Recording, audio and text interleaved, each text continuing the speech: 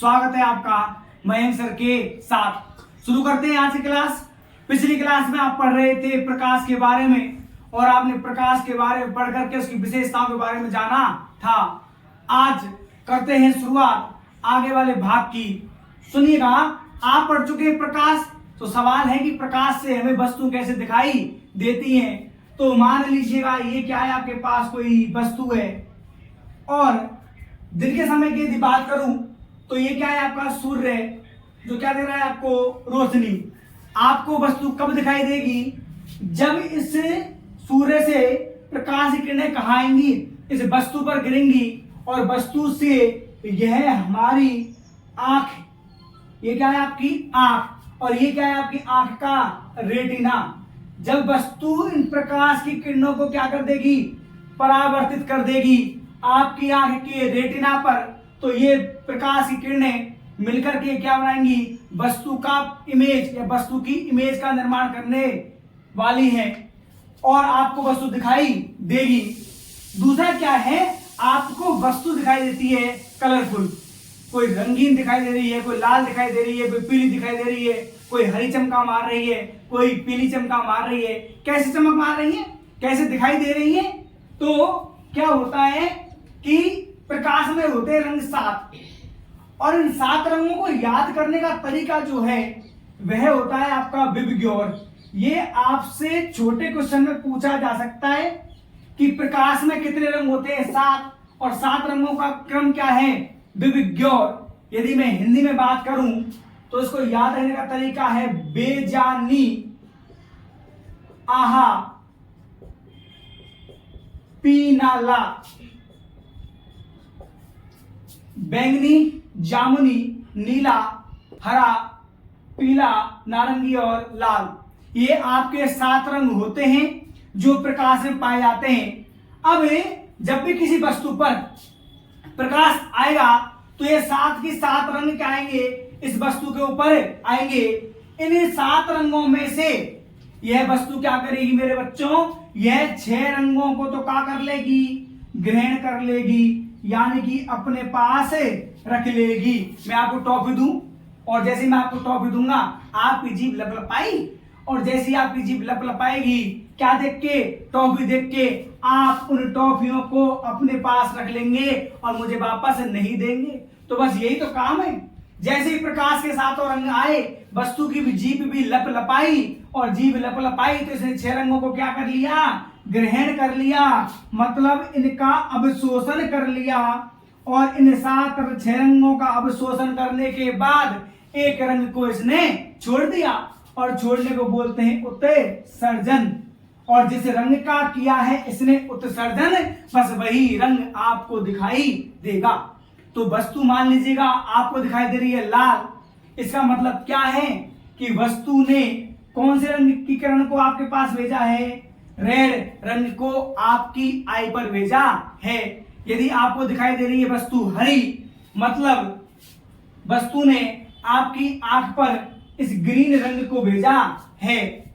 तो आपको वस्तु का कलर कब दिखाई देता है, जिस रंग का आपकी आंख पर उत्सर्जन होता है। अब बात करते हैं हम आगे प्रकाश की प्रकृति के बारे में कि प्रकाश की क्या क्या प्रकृति होती है। चलते हैं नेक्स्ट स्लाइड पर। अगला टॉपिक है हमारा प्रकाश की प्रकृति। देखो क्या था कि ये सभी क्या है, प्रकाश की घटनाएं हैं जो सामान्यतः प्रकाश के द्वारा शो की जाती हैं। और भी होती हैं, परावर्तन है, अपवर्तन है, व्यतिकरण है, ध्रुवण है और क्या है, विवर्तन। अब प्रकृति का मतलब क्या है, आपने देखा होगा, आपने सुना होगा तरंग। तो कछु वैज्ञानिक तो क्या करे भैया, कछु कह करे कि जो प्रकाश होता है वह संचरित होता है किसके रूप में, तरंग के रूप में। कछु वैज्ञानिक ने कहा कि तू पागल है क्या तुम, हम ना माने कि प्रकाश कैसे चले, तरंग के रूप में चले। हम तो क्या मानेंगा, हम तो भैया ये मानेंगा कि प्रकाश कैसे चले, वो कण के रूप में चले वो। और इस प्रकार से हो गए गुत्था में गुत्था, एक दूसरे के बार में पकड़ के सूट खेचा खाच कर थपाड़ते रहे एक दूसरे में, है ना। कछु कह रहे कि ना हम तो क्या मानेंगे, प्रकाश को मानेंगे कि प्रकाश तरंग के रूप में चलता है ऐसे। और कुछ कह रहे थे कि ना ना ना ना प्रकाश किस रूप में चलता है? कण के रूप में चलता है। और इस प्रकार से हो गई गुत्थम गुत्था, दर तक तो पड़ रही एक दूसरे में। अब कैसे हो इसका इलाज? आखिरकार माने क्या हम प्रकाश की प्रकृति को? तो इन सभी की लड़ाइयों को देख रहा था कौन? एक वैज्ञानिक था और इसका नाम था डी ब्रोगली। ये पेड़ के ऊपर बैठा हुआ आराम से वैज्ञानिकों की गुत्थम गुत्था को देख रहा था कि किस प्रकार से एक दूसरे के बाल में खींच खींच के नहीं क्या कर रहे हैं, वो लड़ाई कर रहे हैं। किसके लिए? प्रकाश की प्रकृति के लिए, कि प्रकाश किस रूप में इसमें वायुमंडल में संचरित हो रहा है, तरंग के रूप में या कण के रूप में। डी ब्रोगली आया और डी ब्रोगली ने ये कहा कि भैया देखो लड़ो मत। तो क्या करें भाई, नहीं लड़े तो? इसने कहा कि जिसको जैसा चाहिए, मतलब यदि आप इनमें से कोई भी घटना समझाना चाहते हैं और यदि उस घटना को समझाने के लिए आपको क्या चाहिए, प्रकाश की प्रकृति को तरंग मानना है, तो आप क्या मान लीजिए, तरंग मान लीजिए। और यदि आपको कोई घटना को समझाने के लिए क्या चाहिए, कण प्रकृति चाहिए, तो क्या मान लीजिए आप, प्रकाश की प्रकृति को क्या मान लीजिए, कण मान लीजिए। इस प्रकार से सभी वैज्ञानिकों की बातें रह जाएंगी। और जब सभी वैज्ञानिकों ने डी ब्रोगली की बात सुनी तो ये फूल के कुप्पा हो गए कि हाँ, यह क्या कह रहा है, सही कह रहा है। और इसी आधार पर डी ब्रोगली ने एक सिद्धांत दे दिया और सिद्धांत का नाम दिया था द्वैत सिद्धांत। मतलब प्रकाश की दोनों ही प्रकृति पाई जाती है। कौन कौन सी? तरंग भी पाई जाती है और कौन सी पाई जाती है, कण भी पाई जाती है। परंतु भैया एक सिद्धांत और आया था और वह सिद्धांत था प्रकाश का क्वांटम सिद्धांत। और क्या कहता है प्रकाश का क्वांटम सिद्धांत? वो अलग ही रामायण गाता है। एक सिद्धांत आया, उसका नाम क्या था, प्रकाश का क्वांटम सिद्धांत। और प्रकाश का ये क्वांटम सिद्धांत ये कहता है कि भाई देख, ना तो मैं तरंग मान रहा हूं और ना मैं कण मानू का ये प्रकाश है, और ना मैं डी ब्रोगली की बात मानू। मतलब कि यह जो है प्रकाश वह द्वैत प्रकृति नहीं है। तो क्वांटम क्या कहता है? क्वांटम सिद्धांत यह कहता है कि प्रकाश जो होता है वह एनर्जी के, ऊर्जा के छोटे छोटे पैकेट में पाया जाता है। और ये ऊर्जा के छोटे छोटे जो पैकेट होते हैं इनको कहा जाता है फोटोन। क्या कहते हैं? फोटोन कहते हैं। क्या कहते हैं? फोटोन कहते हैं। मतलब प्रकाश ना तो कण है ना क्या है, तरंग है। किसके आधार पर? क्वांटम सिद्धांत के आधार पर। तो क्या है? फोटोन है। क्या है? फोटोन। क्वांटम सिद्धांत के आधार पर प्रकाश की प्रकृति क्या होती है? फोटोन होती है। तो ये याद रखिएगा, यदि एग्जाम में क्वेश्चन आ जाए कि क्वांटम सिद्धांत के अनुसार प्रकाश की प्रकृति क्या है, तो कौन सी होती है? फोटोन। चलते हैं अगले टॉपिक पर, और अगला टॉपिक है आपका प्रकाश का परावर्तन, जहां से आपके मेनली क्वेश्चन पूछे जाते हैं। चलिए चलते हैं अगली स्लाइड पर। टॉपिक है प्रकाश का परावर्तन। और परावर्तन के बारे में तो आपने बहुत बार सुना है, आप पिछली क्लास में भी परावर्तन के बारे में सुन करके आए हैं, और नहीं सुना तो आपने एक शब्द सुना होगा, ओ अंजलि तू तो मेरी है। आपने यह शब्द तो सुना होगा कि ओ अंजलि तू तो मेरी है। आपने मूवियों में सुना होगा कि राज पहाड़ियों पर चढ़ के चिल्लाता है, अंजलि अंजलि तुम सिर्फ मेरी हो, मैं तुम्हें किसी और की नहीं होने दूंगा। मतलब वहां पर क्या हो रहा था? वहां पर हो रहा था ध्वनि का परावर्तन। मतलब ध्वनि टकरा करके वापस आ रही थी। बस यही तो है परावर्तन, कि जब आपने पढ़ा हुआ है ध्वनि का और हमें यहाँ क्या पढ़ना है? प्रकाश का। आप सुबह सुबह अपना यह गोरा सा चिट्टा सा मुखारबिंद देख करके आते हैं और बहुत बड़े से आते हैं कि देख मैं कितने मलूक लग रहा हूं। और जो आप देख करके आ रहे हैं अपना मुखारबिंद, यह आपको किस वजह से दिखाई दे रहा है? यह दिखाई दे रहा है आपको इस प्रकाश के परावर्तन के कारण। यदि प्रकाश का यह परावर्तन नहीं होता तो आपको यह दिखाई नहीं देता। तो बात करते हैं कि प्रकाश का परावर्तन क्या होता है। चलिए हम निकालते हैं इसकी परिभाषा। मैंने ले ली कांच की पट्टी, और इस कांच की पट्टी को मैंने कर दिया है क्या? पॉलिश। जब हम शादियों में जाते हैं तो पॉलिश करके जाते हैं ना, बस वही पॉलिश है। तो क्या कर दिया है? पॉलिश कर दी है। अब आप सोचोगे पॉलिश क्यों की गई है? देखना, आपने नॉर्मली छोटी क्लासों में दो प्रकार के पदार्थ पड़े होंगे या देखे होंगे वस्तुएं, एक तो होती है सामान्यतः पारदर्शी और एक होती है अपारदर्शी। आपने इस प्रकार की वस्तुएं देखी होंगी, एक होती है पारदर्शी और एक होती है अपारदर्शी। और ये पारदर्शी जो वस्तु है, जो अपारदर्शी वस्तु है, सामान्यतः प्रकाश की परावर्तन की घटना के लिए आपकी वस्तु का अपारदर्शी होना क्या है, जरूरी। और इस पारदर्शी यदि वस्तु होगी तो सामान्यतः प्रकाश के अपवर्तन की घटना शो होगी। मैं बात कर रहा हूं इस चैप्टर के अकॉर्डिंग। तो जैसे ही हमने कांच की पट्टी ली और इस पर क्या किया, पॉलिश किया, पॉलिश करते ही क्या होगा कि आपकी है कांच की पट्टी कैसी हो जाएगी, अपारदर्शी हो जाएगी। अब क्या कर रहे हैं, सुनना, इस पर कोई प्रकाश किरण आकर के गिरी और जब ये आकर के गिर रही है, किधर आ रही है, ये इस पट्टी की ओर, तो यहां पर याद रखना है एरो का आपको लगाना है चिन्ह और यह हो जाता है जरूरी। ये एरो के चिन्ह इस चैप्टर में जरूरी है। कहां लगेगा, जिधर प्रकाश की किरण जा रही है उधर ही एरो आपको लगाना है। ये किधर आ रही है, पट्टी की ओर, तो हमने कहा लगा दिया पट्टी की ओर। अब इधर आई और इससे टकराई, आ करके यह इस पट्टी पर गिर रही है। क्या कर रही है बच्चों कि यह प्रकाश की किरण इस कांच की पट्टी पर आकर के गिर रही है, इसलिए इसका नाम पड़ा आपतित किरण। कौन सी किरण पड़ा, आपतित किरण। मतलब क्या हो गया, आकर के गिरना। और ये कह रही है कि मैं आ रही हूं और गिर रही हूं, मुझे संभाल लो, इसलिए नाम क्या है, आपतित किरण। अब जिस बिंदु पर यह आकर के,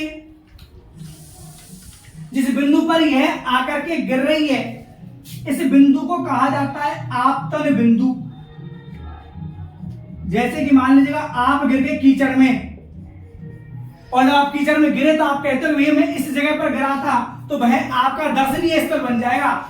जब भी आप जाओगे तो कहे हुए वो चीज आपको याद रहती है कि मैं यहाँ इस कीचड़ में इस जगह पर जाकर गिरा था। ऐसे ही यह प्रकाश किरण गिरी कहां पर, पट्टी के इस बिंदु पर, इसलिए इस बिंदु का नाम क्या पड़ा, आपतन बिंदु। जब यह इससे टकराएगी तो टकरा करके वापस जाएगी किधर, इस दिशा में मान लीजिए जा रही है, तो जब इधर जा रही है तो आपने वापस से क्या लगाया, एरो का चिन्ह लगा दिया इधर।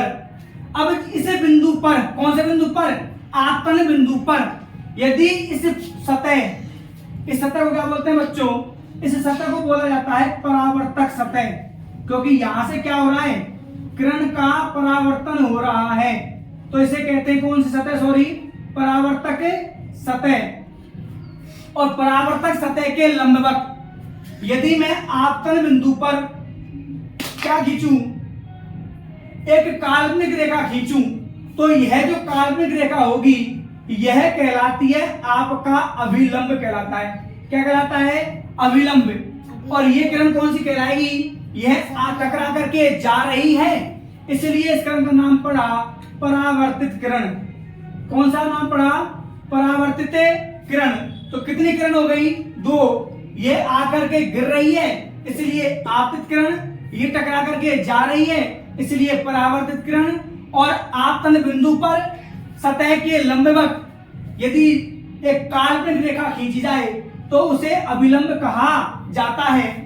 अब बात करते हैं आगे, सुनना, ये अभिलंब और ये रही आपकी आपतित किरण, इसके मध्य यदि आप देखोगे तो एक एंगल ड्रॉ हो रहा है, और इस एंगल को मैं दर्शा रखता हूं स्मॉल आई से, और इसका नाम पड़ गया आपतन बिंदु, सॉरी आपतन कोण।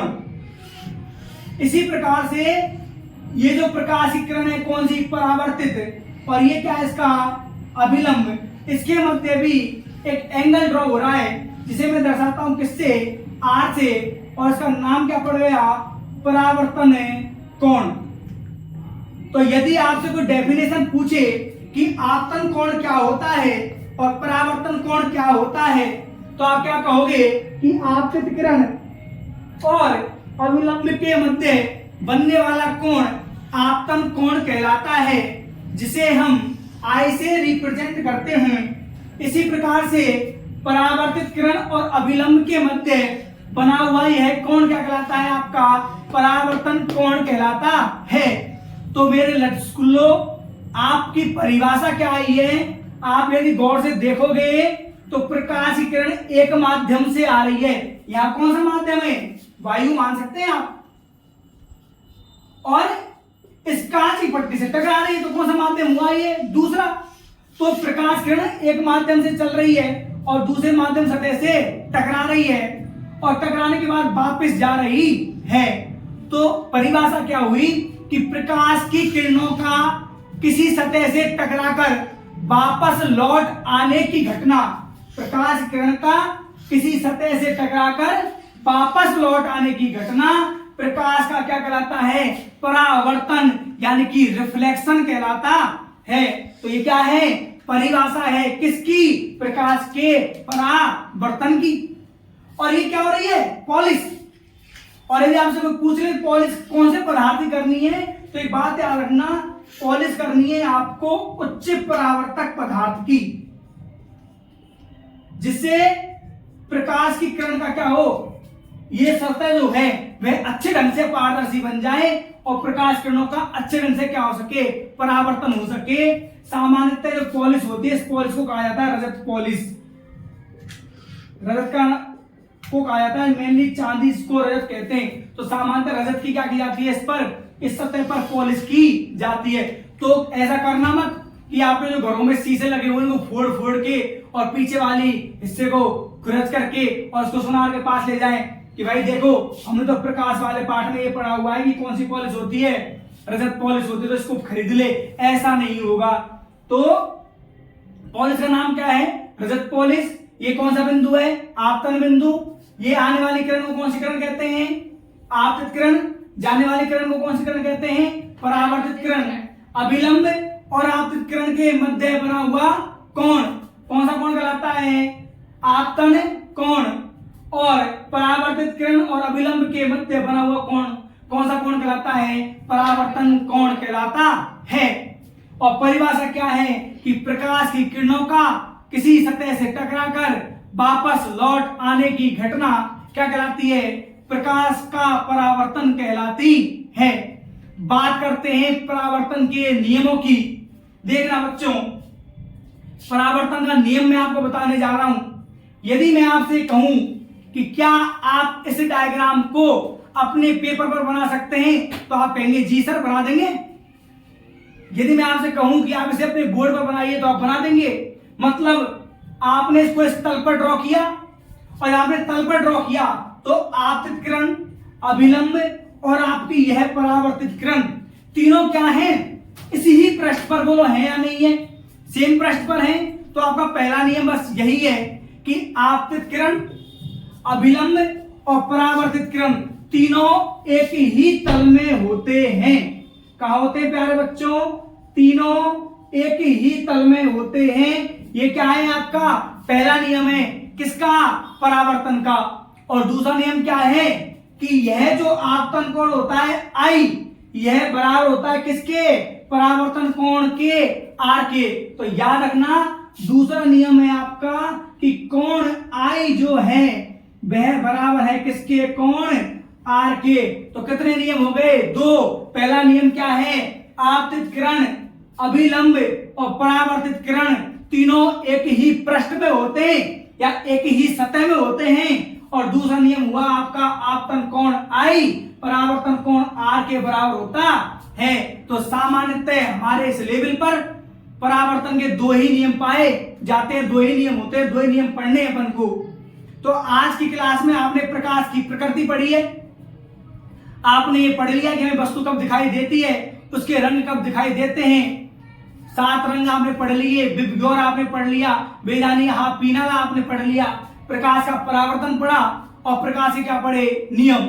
यदि आपको यह वीडियो पसंद आई हो तो ज्यादा से ज्यादा वीडियो को शेयर करें, लाइक करें और चैनल को सब्सक्राइब करना ना भूलें। वीडियो को अंत तक जरूर देखा करें, जिससे आप कुछ ना कुछ ज्यादा ही पाएंगे।